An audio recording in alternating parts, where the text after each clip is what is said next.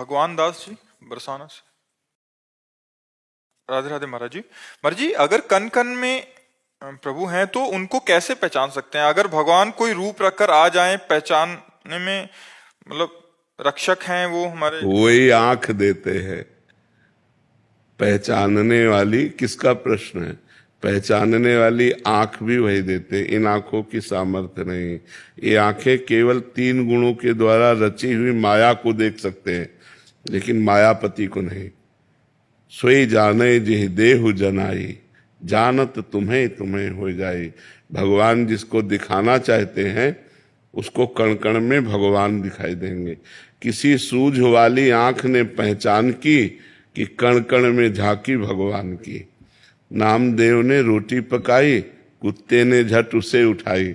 आप घी का कटोरा लिए जा रहे, प्रभु रूखी न खाओ, थोड़ा घी लेते जाओ। बड़ी करुणा की, करुणा निधान की, किसी सूझ वाली आंख ने पहचान की। कुत्ते में विट्ठल भगवान दिखाई दे रहे नहीं ना? तो कण कण में भगवान है, जन जन में भगवान है। इसलिए मुझे पहले भजन करना पड़ेगा।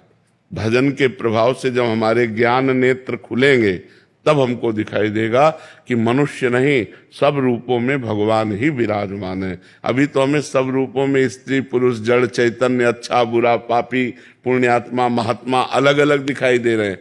जब हमारे ज्ञान नेत्र बहु नाम जन्मनावंते ज्ञानवान माम प्रपद्यते वासुदेवा सरमिति सा महात्मा सुदुर्लभा। बहुत जन्मों की साधना के बाद हमारे ज्ञान नेत्र प्रकट होते हैं, तब उनसे हम जान पाते हैं कि सब में भगवान विराजमान है। और ऐसा जिसको ज्ञान हो गया सा महात्मा सुदुर्लभा। ऐसा महात्मा मिलना बड़ा दुर्लभ है जो कण कण में भगवान का दर्शन करता है।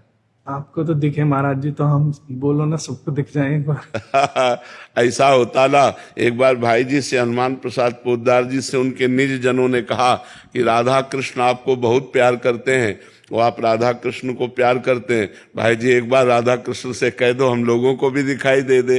तो भाई जी ने कहा अगर ऐसा विधान होता तो हम पूरे विश्व को दर्शन करा देते, पर ऐसा विधान नहीं है। जब तक आप रोओगे नहीं, जब तक आप तड़पोगे नहीं, तब तक वो आपके नेत्रों में आने वाले नहीं। और वो ना आना चाहे तो किसी की ताकत नहीं कि आपको दिखा दे, और वो आना चाहे तो किसी की ताकत नहीं कि रोक ले। ये स्वतंत्र हैं। भगवान परतंत्र नहीं, स्वतंत्र है। परम स्वतंत्र न सिर पर कोई, भावे मने करे वो सोई। इसलिए हम रो रो कर नाम जप करें, वो कभी कृपा करें और उनके दर्शन हो जाए तो कण कण में दर्शन होने लगेंगे। फिर सक्षम सिंह जी कानपुर से। श्री हरिवंश महाराज जी।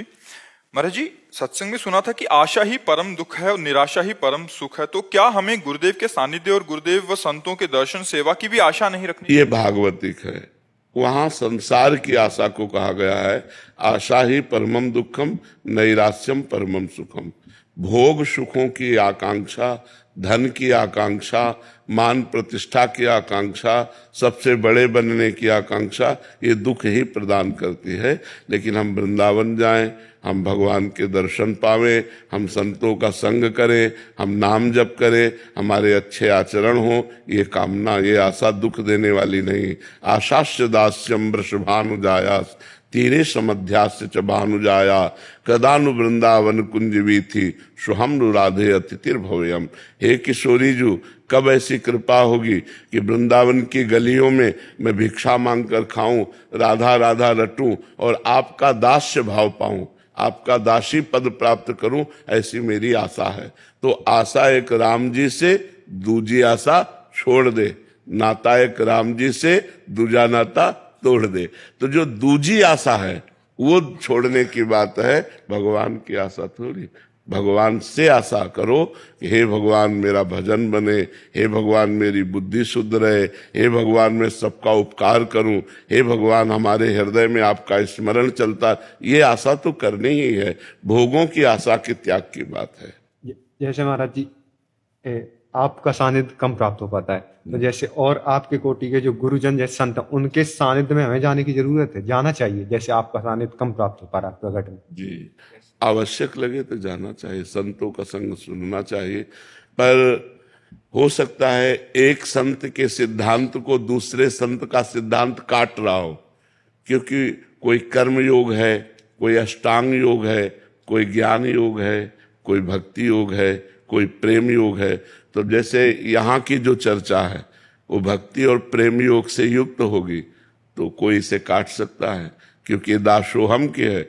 जब कोई शिवोहम की चर्चा करेगा तो वो काट देगा, तो फिर कहाँ चल पाओगे। तो एक है साधे सब सद है और सब साधे सब जाए।